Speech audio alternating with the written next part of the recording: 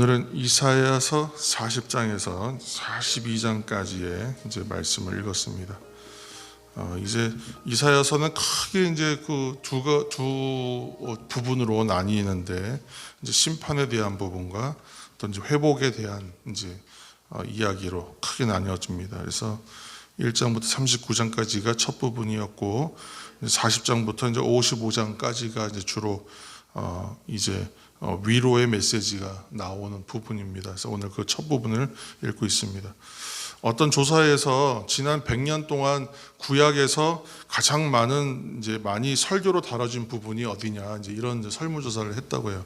그랬더니 이제 순서가 어떻게 되냐면, 제일 많이 다룬 부분이 창세기, 그리고 두 번째가 출애굽기, 그리고 세 번째 많이 다뤘던 본문이 나오는 것이 시편, 그리고 네 번째가 이사야서 였다는 거예요. 참 재미있는 통계인데, 그 중에서 이제 이사야서 중에서도 40장에서 55장 사이의 말씀을 가지고 그렇게 많이 다뤘다고 합니다.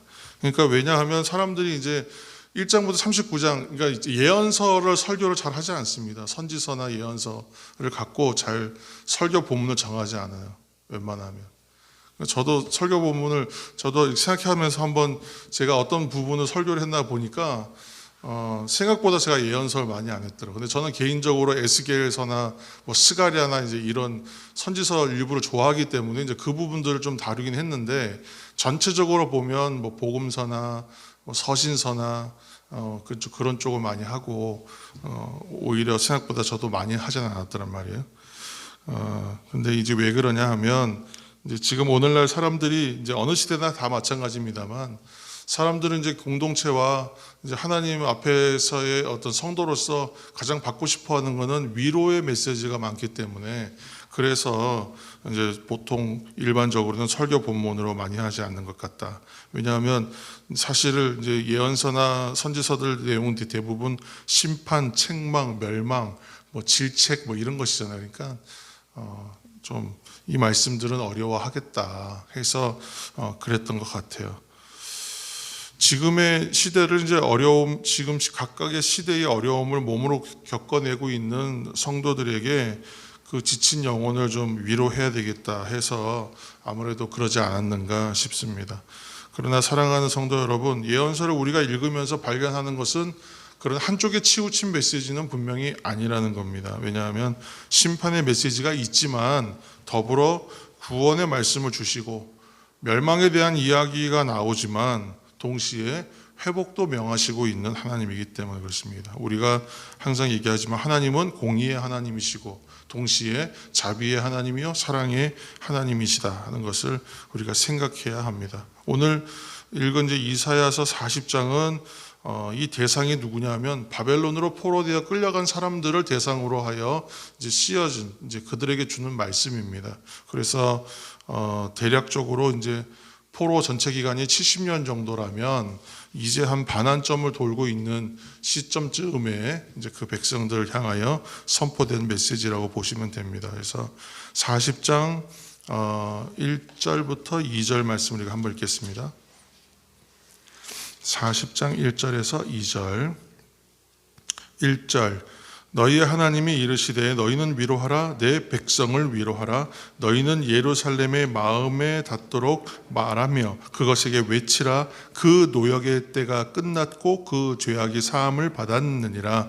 그의 모든 죄로 말미암아 여호와의 손에서 벌을 배나 받았느니라 할지니라 하시니라. 아멘. 했어요. 이사야서 이제 우리가 읽어왔던 것 중에 6장이 이제 유명한 장이라고 했어요. 그때 이사야 소명장이라고 했던 부분, 거기에 이제 우리가 한 절을 참고해서 좀 읽었으면 좋겠는데, 이사야서 6장을 지금 펴서서 6장의 8절 말씀, 974면에 974면에 8절, 6장 8절입니다. 8절. 내가 또 주의 목소리를 들으니 주께서 이르시되 내가 누구를 보내며 누가 우리를 위하여 갈꼬 하시니, 그때에 내가 이르되 내가 여기 있나이다, 나를 보내소서 하였더니 아멘. 이제 왜 이 말씀을 읽었냐면, 내가 누구를 보낼 보낼까 이제 하니까 이제 누가 우리를 위해 갈까 이렇게 얘기할 때에 이제 하나님께서 이제 말씀하시는 건데, 하나님의 그러면 좌우에 다른 존재들이 있었다는 것을 이제 말하는 본문이거든요. 그 본문이. 그러면 이제 이것을 그래서 이제 천상회의, 하늘의 천상회의를 얘기하는 것이다. 이제 이렇게 제목하고 있는데, 그렇다면 이제 하늘 보좌에 하나님이 계시고 그곳에 다른 존재들이 있었다는 이제 의미가 됩니다. 그래서 오늘 이제 40장 1절에 이제 다시 이제 그들을 향하여 하나님 말씀을, 지금 이게 지금 이사야가 보는 환상이거든요. 실제가 아니라. 그래서 환상의 모습인데, 지금 40장 1절에 지금 너희는 위로하라, 내 백성을 위로하라 할 때, 이때 너희가 누구냐? 그것이 이제 그 천상회의 할 때에 하나님의 보좌의 좌우에 있는 다른 존재들을 가리킨다. 곧 우리가 이제 쉽게 생각하면 천사들이라고 이제 얘기하는 거예요. 그래서 그 존재들을 향하여 너희는 위로하라, 내 백성을 위로하라. 지금 이렇게 말씀하신다는 거예요. 그래서 지금 이제 뭐 아무튼 이 메시지는 위로에 대한 메시지잖아요. 그래서 포로되어서 끌려간 백성들입니다. 근데 이 백성들의 낙심의 내용을 잘 생각해 봐야 돼요. 예루살렘 성은 무너지지 않는다 생각했어요. 성전은 결코 무너지지 않는다 생각했어요. 옛날에 이제 언약궤 법궤 들고 나가면 안 진다 하고 똑같은 생각들이에요. 그러니까 하나님이 우리와 함께 하시고 우리는 선민이기 때문에 이 백성 결코 망하지 않는다. 예루살렘 성은 무너지지 않는다. 다윗의 왕조는 이제 무너지지 않는다. 뭐 이런 거 끊어지지 않는다. 이 절대적인 신앙 같은 거였단 말이에요. 하나의 그들의 신념과 같은 신앙이었어요. 근데 그것이 완전히 그냥 뭐 아주 깡그리 다 무너지고 완전히 바닥까지 다 무너지고 지금 포로가 되어서 타국에 끌려와서 정말 이 생활을 지금 수십 년째 하고 있는 것이거든요. 그러니까 이 백성들이 과연 어떤 희망을 가지고 있었겠는가? 그냥 우리가 쉽게 말할 수 있는 낙심의 수준이 아니라 뭐 자존감은 진즉에 이제 바닥이 되었고 그냥 희망도 없고 뭐 소망도 없어요. 그러니까 그렇게 낙심할 수밖에 없는 상황의 백성들을 향하여 지금 선지자를 통해서 하나님이 선포하실 때 어떤 말씀을 주시겠냐는 거예요. 천상에서 하나님께서 천사들에게 명령하여 지금 너희들에게 전달하는 메시지다 얘기하면서 그 내용이 뭐냐면 너희는 위로하라, 내 백성을 위로하라. 위로하라, 또 위로하라, 이거 말씀을 거듭 주시잖아요. 그러니까 성경의 어떤 메시지의 반복은 긴박한 거 아니면 절박한 거, 좀 간절한 내용들이에요. 확실한 내용이기도 하고. 그래서 지금 백성을 위로하라, 그러니까 상심이 깊었기 때문에 위로하라, 그리고 또 위로하라 이렇게 거듭하여 말씀하고 계시는 거죠. 그런 배경이 있었다는 겁니다. 그리고 이제 포로 생활이 이제 70년을 기준으로 했을 때 이제 반환점을 도는 정도의 지금 상황이었다는 거예요. 그리고 이제 2절에 뭐 보시면 이제 노역의 때가 끝났다, 죄악이 사함받았다, 이제 이렇게 선포합니다. 그리고 이제 3절에서 5절 말씀 한번 읽겠습니다. 3절에서 5절까지. 3절, 외치는 자의 소리여 이르되 너희는 광야에서 여호와의 길을 예비하라, 사막에서 우리 하나님의 대로를 평탄하게 하라. 아멘. 3절입니다. 지금 이제 3절까지 이제 읽었는데 평탄하게 하라죠. 평탄하게 하라. 평탄하게 하는 내용이 뭘까요? 4절부터 5절입니다. 골짜기마다 도두어지며 산마다 언덕마다 낮아지며 고르지 아니한 곳이 평탄하게 되며 험한 곳이 평지가 될 것이요 여호와의 영광이 나타나고 모든 육체가 그것을 함께 보리라. 이는 여호와의 입이 말씀하셨느니라. 아멘. 하나님의 대로를 평탄하게 하는 자, 곧 외치는 자의 사역. 그러니까 이사야 선지자의 사역을 이제 얘기하는 거예요. 이사야 선지자의 사역이 이 평탄화하는 작업하는 거예요. 이제 제가 이제 이제 복무를 했던 부대는 좀 후방에 있는 동원사단이었어요. 동원사단이 예비군들 훈련하는 이제 그런 사단이라서 그곳에서 이제 하는 일들이 그렇게 좀 제대로 된 훈련, 군인 같은 훈련, 우리가 생각하기에 이렇게 해야지 군인은 좀 이래야지, 그런 훈련이 그렇게 많지는 않았습니다. 그러니까 뭐 그런 아주 뭐 큰 훈련들이 있으면 참가는 하지만 평소에 훈련들 별로 없고 주로 작업을 많이, 군대용으로 작업을 많이 해요. 나가서 그냥 맨날 삽 들고 왔다 갔다 하는 일들이 많았어요. 근데 그때 많이 하는 게 뭐냐면 맨날 하는 게 평탄화 작업이라고 합니다. 평탄화 작업. 그 땅이 고르게 평평하게 만드는. 근데 그때 이제 그 일제의 잔재로서의 남은 어떤 그런 표현들을 써가며 그 작업을 맨날 해야 되는데, 그러니까 땅을 고르게 하는 거예요. 평탄화 작업이라는 거예요. 땅을 고르게 하는 것은 높은 것을 낮추고 낮은 것을 돋우어서 이렇게 균형을 맞추는 일이잖아요. 그러니까 하나님의 대로를 평탄하게 하는 자, 곧 외치는 자의 사역이 지금 선지자의 사역이라고 지금 말씀하고 있는 거예요. 그러니까 선지자의 사역이 지금 뭐냐 하면 첫 번째는 백성을 위로하는 일, 백성을 위로하는 일. 그리고 또 하나는 이제 위로하는 말과 함께 이제 노역의 때가 끝났다, 죄악의 사함을 받았다, 이제 심판이 종결되었다고 이제 선포하고 있어요. 두 번째 사역은 하나님의 메시지를 통하여 이제 심판이 종결되었다. 너희들이 받은 심판이 이제 끝났다. 이제 회복이 된다. 이렇게 하는 이제 두 번째 메시지. 그리고 세 번째 사역이 뭐냐면 길을 만들어가는 사역이 곧 선지자의 사역이라고 얘기합니다. 길을 이제 다시 돌아가. 근데 내일 이제 43장이 이제 거기 아주 정점을 이제 찍는 이제 말씀인데, 이들이 끌려갈 때 지금처럼 뭐 차를 타고 가지는 않았습니다. 포로로 갈 때. 그죠? 바벨론까지 끌려갈 때 몇 개월 동안을 그냥 걸어서 가는. 아마 가는 길에 상당한 사람들이 죽기도 하고 아마 그랬을 거예요. 그래서 아주 처참하게 끌려갔는데, 그러면 돌아간다고 할 때 이게 그 길을 다시 돌아서 가느냐? 그런데 그 길로 가지 않는다라고 말해요. 그 길로 가지 않는다. 돌아가는 길은 왔던 길과는 달리 광야의 길을 만들어서 하나님이 그걸로 인도하실 것이다. 내일 시편 이사야 43편에 43절에 보면 43장에 보시면 이제 그런 내용이 나와요. 그 길이 바로 뭐라고 얘기하냐면 이것이 바로 시온의 대로다라고 이제 선포하는 아주 웅장한 메시지가 나옵니다. 읽으면 막 가슴이 뜨거워지는. 그러니까 지날 수가 없는 그 광야예요. 하나님이 이제 돌아가게 하는 길은, 그 광야길은 사실 만만한 길이 아니거든요. 그런데 하나님께서 그 길을 명하실 때는 뭐라고 하냐면 그 광야에 길이 없는 곳에다가 길을 만들어서 인도하실 것이다.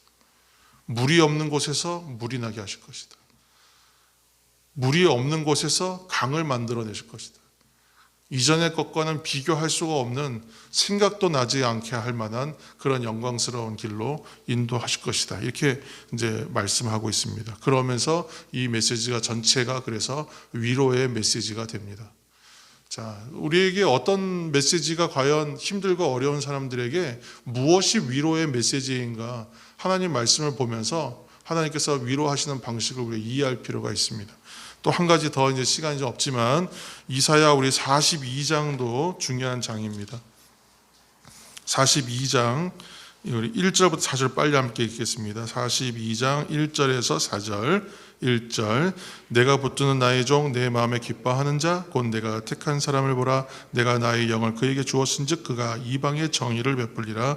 그는 외치지 아니하며 목소리를 높이지 아니하며 그 목소리를 거리에 들리게 하지 아니하며 상한 갈대를 꺾지 아니하며 꺼져가는 등불을 끄지 아니하고 진실로 정의를 시행할 것이며 그는 쇠하지 아니하며 낙담하지 아니하고 세상의 정의를 세우기에 이르리니 섬들이 그 교훈을 앙망하리라.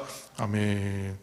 이제 이 42장의 이 내용을 일명 종의 노래다 이렇게 얘기합니다. 종의 노래다. 그래서 앞으로 이제 42장 이후로 종의 노래가 4개의 종의 노래가 나오거든요. 그 중에 오늘 이게 첫 번째 종의 노래. 근데 이 첫 번째 종의 노래의 주제가 뭐냐면 정의와 공의에 대한 거입니다. 그래서 공의의 길, 주제는 공의의 길, 정의의 길. 지금 이제 하나님의 뜻을 전하고 하나님의 뜻대로 일하는 하나님의 종이 뭐라고 얘기하냐면 자기의 힘과 생각으로 일하지 않는 사람이에요. 이 사람은 어떤 사람이냐면 하나님의 영을 받아서 일하는 사람. 오늘날의 지금 성도와 교회에 적용하면 우리의 이야기입니다. 그래서 지금 하나님의 일을 하는 사람들은 자신의 힘과 생각으로 하는 것이 아니라 하나님이 주시는 힘과 어떤 그러한 능력으로 하나님의 영으로 성령의 힘으로 일하는 사람이다 얘기해요. 그리고 세상에 하나님의 정의를 베푸는 것이 그 사역이고 일이라고 얘기합니다. 성경에서 지금 구약에서 말하는 정의는 미슈파트를 말하는 거예요. 미슈파트 공의. 그런데 그러면 여기서 말하는 정의가 뭐냐? 여기서 공의가 뭐냐? 방금 읽은 본문 3절 말씀이에요. 상한 갈대를 꺾지 아니하며 꺼져가는 등불을 끄지 아니하는 것이 공의다라고 얘기해요. 우리가 생각하는 정의와 공의는 사뭇 다른 거지 않습니까? 그런데 지금 여기서 말하는 하나님의 정의와 공의는 상한 갈대를 꺾지 않는 것이고 꺼져가는 등불을 끄지 않는 것이라고 지금 얘기해요. 보잘것없어 보이는 사람, 사람으로 치면 보잘것없어 보이는 사람이에요. 당장 꺼져야 돼, 꺼트려야 돼요. 타지 않을 거거든요. 시들어 버렸으니까 걷어버려야 되잖아요. 보잘것없고 약한 사람들을 상징하고 보여주는 것이라고 할 수 있습니다. 연약한 사람들, 세상이 다 포기해버린 것 같은 사람들, 상처받은 사람들, 희망이 없어 보이는 사람들, 지금 이스라엘 백성들을 가리키는 말이기도 하죠. 그처럼 이 연약한 사람들, 그 사람들을 끌어안고 그들을 돌보는 것이 정의요 하나님의 공이다라고 얘기해요. 그래서 오늘날의 교회가 하는 역할이 뭐겠습니까? 버려진 영혼, 상한 영혼, 상심한 영혼들을 끌어안는 것, 희망이 없고 소망이 없는 세대를 향하여 소망을 선포하고 희망을 노래해야 할 것, 그것이 바로 하나님께서 말씀하시는 정의와 공의다. 종들이 불러야 될 노래다, 메시지라는 것이죠. 그래서 성경에서 얘기하는 메시지들을 정확히 우리가 보기 시작하면 사역의 방향이 나오고 우리가 해야 되는 어떤 선교와 전도와 교회의 사역의 방향성이 저는 그 안에서 이미 다 나오고 있다고 생각을 합니다. 이사야서는 그런 부분에서 우리의 생각을 조금 더 확실하게 견고하게 세우라 하시는 하나님의 음성으로 우리가 들었을 때에 이 시대에 하나님께서 어떠한 일들 우리에게 원하시는가를 발견하게 하는 중요한 메시지라고 생각합니다. 다만 42장 4절 말씀 여러분 한번 보세요. 쇠하지 아니하며 낙담하지 아니하고 세상에 정의를 세우게 이르르니 섬들이 기꺼운을 앙망하리라. 호흡을 주시며 땅에 행하는 자에게 영을 주시는 하나님 여호와께서 말씀하신다. 그래서 쭉 내용들은 뭐냐면, 그러나 그 일들이 힘들 텐데, 힘들 일이거든요. 근데 그 일이 힘든 일인데 그래서 힘을 주시겠다. 하나님께서 힘을 주시겠다. 그러니까 오늘날 교회도 교회됨을 이루어갈 때 있어서 힘든 일이 왜 없겠습니까? 마음대로 되지 않아요. 굉장히 어렵습니다. 그런데 하나님께서 힘을 주시겠다.